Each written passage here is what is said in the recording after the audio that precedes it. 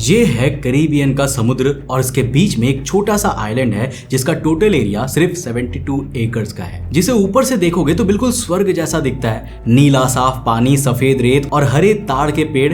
मतलब कोई भी नॉर्मल इंसान इसे देखकर यही सोचेगा कि ये तो कोई टूरिस्ट आइलैंड है। लेकिन इस आइलैंड के आसपास रहने वाले मछुआरे और लोकल लोग इसके पास जाने से भी डरते हैं, क्योंकि रात भर इस आइलैंड से चिल्लाने की आवाजें आती थी, औरतों की, छोटी बच्चियों की आवाजें। और हाँ, वो कोई घोस्ट नहीं बल्कि रियल इंसान थे जो यहाँ जानबूझकर तड़पाए जाते थे, क्योंकि ये आइलैंड किसी नॉर्मल अमीर आदमी का वेकेशन स्पॉट नहीं था, बल्कि ये दुनिया के सबसे बड़े क्रिमिनल का हेडक्वार्टर था। एक ऐसी जगह जहाँ बच्चों की जिंदगियां खरीदी गई, दुनिया के सबसे पावरफुल लोगों को ब्लैकमेल किया गया, और जब ये सब पकड़ा जाने लगा, एक जेल के सेल में अचानक हुआ मिला और उसकी डेथ आज तक एक मिस्ट्री है। तो दोस्तों, ये कहानी है जेफरी एप्स्टीन और उसके आइलैंड लिटिल सेंट जेम्स की। और आज के इस वीडियो में हम जानेंगे कि क्यों दुनिया इस आइलैंड से इतनी नफरत करती है, क्यों कई लड़कियों के लिए इस आइलैंड का नाम भी एक बुरे सपने की तरह है, जहां उनके साथ वो सब हुआ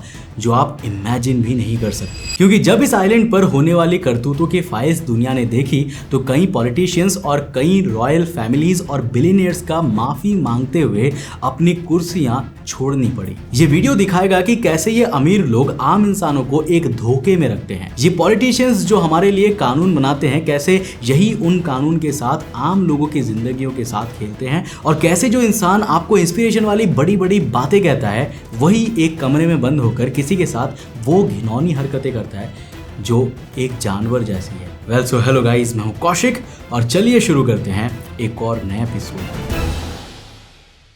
वीडियो में आगे बढ़ने से पहले यार, मैं देख पा रहा हूँ एज ऑलवेज यार, आप लोग सब्सक्राइब ही नहीं कर रहे। मैं इतना बोल रहा हूँ, बोलते बोलते थक चुका हूँ। नीचे सब्सक्राइब वाला बटन है, उसको प्रेस करो और साथ में नोटिफिकेशन बेल को ऑन करो। अब सबसे पहले ये समझते हैं कि जेफरी एप्स्टीन था कौन। तो देखो, एप्स्टीन ब्रुकलिन न्यूयॉर्क में 1953 में पैदा हुआ था और स्टार्टिंग में उसकी लाइफ बिल्कुल नॉर्मल थी। मतलब एक स्कूल में बच्चों को फिजिक्स और मैथ्स पढ़ाता था, लेकिन फिर अचानक 20s के एज में ही उसने फाइनेंस में स्विच किया और वॉल स्ट्रीट की एक बड़ी इन्वेस्टमेंट बैंक बियर स्टर्न्स में ट्रेडर बन गया। यहाँ से उसकी जिंदगी में पैसा आना शुरू हो गया और ये पैसा बढ़ता ही गया, इतना कि मरने तक फोर्ब्स के मुताबिक उसकी नेट वर्थ $600 मिलियन की थी, यानी कि लगभग 5000 करोड़ रुपए से भी ज्यादा। अब सबसे इंपॉर्टेंट बात यह है कि आज तक कोई क्लियरली नहीं बता पाया है कि इतना पैसा आया कहां से, क्योंकि एप्स्टीन का कोई एक बड़ा बिजनेस नहीं था, कोई बड़ी कंपनी नहीं थी, फिर भी वो इतना अमीर हो गया था कि दुनिया के सबसे अमीर लोगों के सर्कल में घूमने लगा था। अब साल 1998 में जब एप्स्टीन 45 साल का था तो उसने एक ऐसा काम किया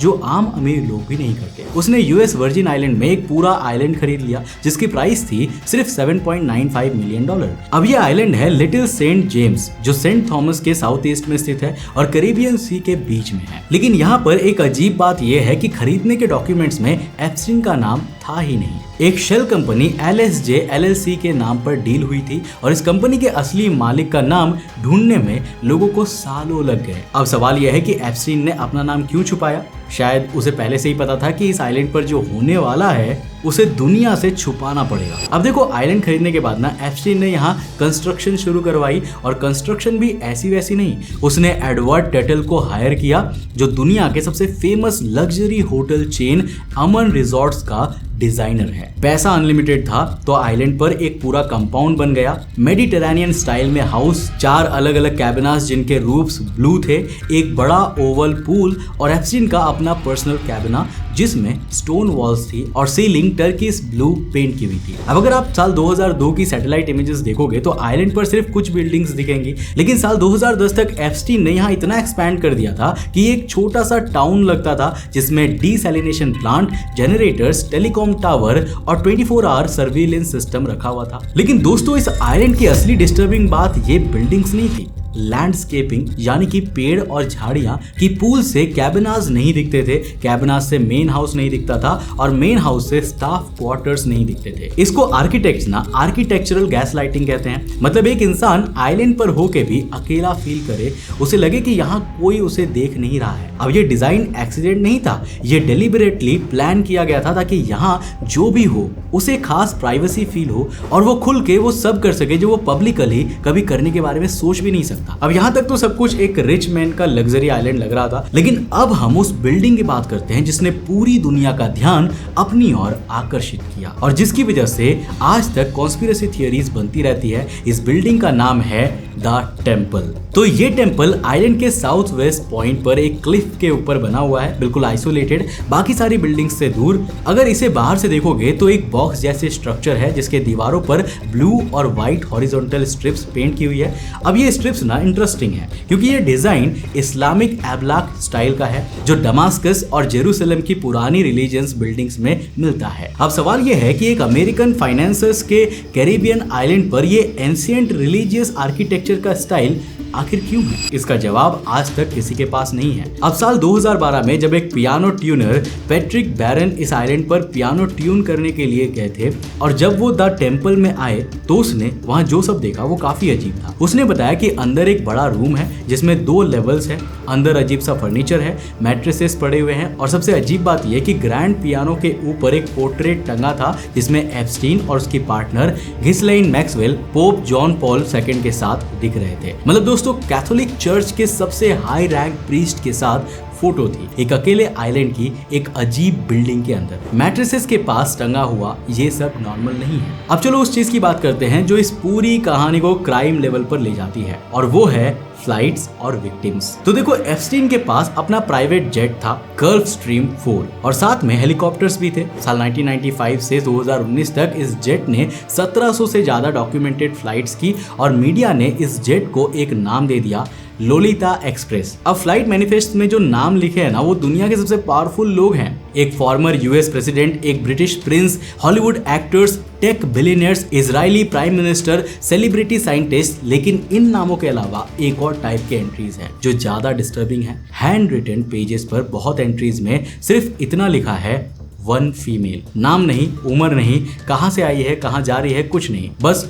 1 फीमेल। और ऐसी एंट्रीज सैकड़ों में है। अब ये लड़की आखिर आती कहां से थी? तो इसके लिए एक पूरा रिक्रूटमेंट नेटवर्क था। एक मॉडलिंग एजेंसी थी MC2 जिसकी founder John Louis Brunel Epstein का क्लोज एसोसिएट था। ब्रूनेल की एजेंसी यंग लड़कियों को मॉडलिंग के नाम पर रिक्रूट करती थी, उन्हें वीजा स्पॉन्सर करती थी, फ्लैट देती थी और फिर उन्हें एप्स्टीन के पास भेज देती थी। ये लड़कियां फ्रांस से आती थी, ब्राजील से आती थी, ईस्टर्न यूरोप से आती थी। ब्रूनेल को 2020 में पेरिस में अरेस्ट किया गया और साल 2022 में वो अपने जेल सेल में हुआ मिला। एक और मिस्टीरियस एग्जैक्टली एप्स्टीन जैसी। कुछ विक्टिम्स बहुत हिम्मत करके सामने आई और जो उन्होंने बताया उससे दुनिया हिल गई। सबसे प्रोमिनेंट विक्टिम वर्जीनिया रॉबर्ट्स यूरेफ थी जिसे 17 साल की उम्र में रिक्रूट किया गया था। उसका एलिगेशन था कि उससे 3 बार ब्रिटिश रॉयल्टी के पास भेजा गया और एक बार उसी आइलैंड पर 8 और लड़कियों के साथ जो लोग अलग अलग कंट्री से थी और इंग्लिश नहीं बोलती थी। एक और विक्टिम ने FBI को बताया कि एप्स्टीन आइलैंड पर एक हैरम बनाना चाहता था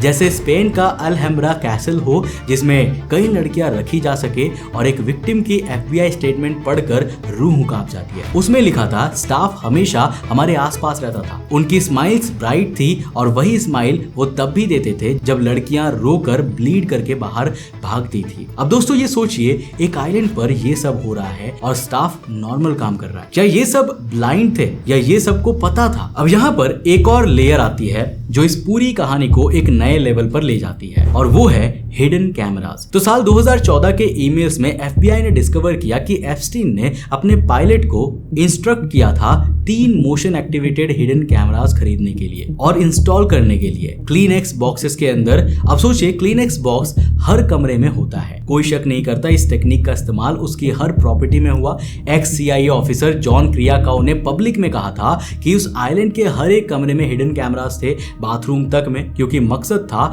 कॉम्प्रोमाइजिंग फुटेजेस कैप्चर करना। अब दोस्तों ये समझ लीजिए कि ये सिर्फ एक आइलैंड नहीं था, ये एक रिकॉर्डिंग स्टूडियो था। हर पावरफुल आदमी जो यहाँ पर आता था उसका हर पल रिकॉर्ड हुआ। ये एक ब्लैकमेल ऑपरेशन था। FBI ने साल 2019 में आइलैंड रेड करके सर्वर रैक से वीडियो रिकॉर्डर सीज किया जो उबिक्विटी नेटवर्क्स कंपनी के इक्विपमेंट पर चलता था। हजारों घंटों की फुटेज, लेकिन सवाल आज तक जिंदा है कि वो फुटेज कहां गई, किसने ली और क्या वो आज भी किसी की तिजोरी में है? अब आते हैं उस रात पर जो पूरी कहानी का सबसे मिस्टीरियस पॉइंट है। 6 जुलाई 2019 को FBI ने एप्स्टीन को अरेस्ट किया और मैनहट्टन करेक्शनल सेंटर में डाल दिया। फेडरल ट्रायल होने वाली थी, दुनिया इंतजार कर रही थी कि अब फाइनली वो नाम सामने आएगा, लेकिन ट्रायल कभी हुआ ही नहीं। 10 अगस्त 2019 सुबह 6:30 बजे 2 गार्ड्स टोवा नोएल और माइकल थॉमस मॉर्निंग राउंड पर जाते हैं। एप्स्टीन के सेल का दरवाजा खोलते हैं और अंदर एप्स्टीन ऑरेंज क्लॉथ के स्ट्रिप से हैंगिंग मिला था, टॉप बंक बेड से बंधा हुआ। सेल में बहुत एक्स्ट्रा ब्लैंकेट्स और लाइनेंस पड़े हुए थे जो रूल्स के अगेंस्ट था।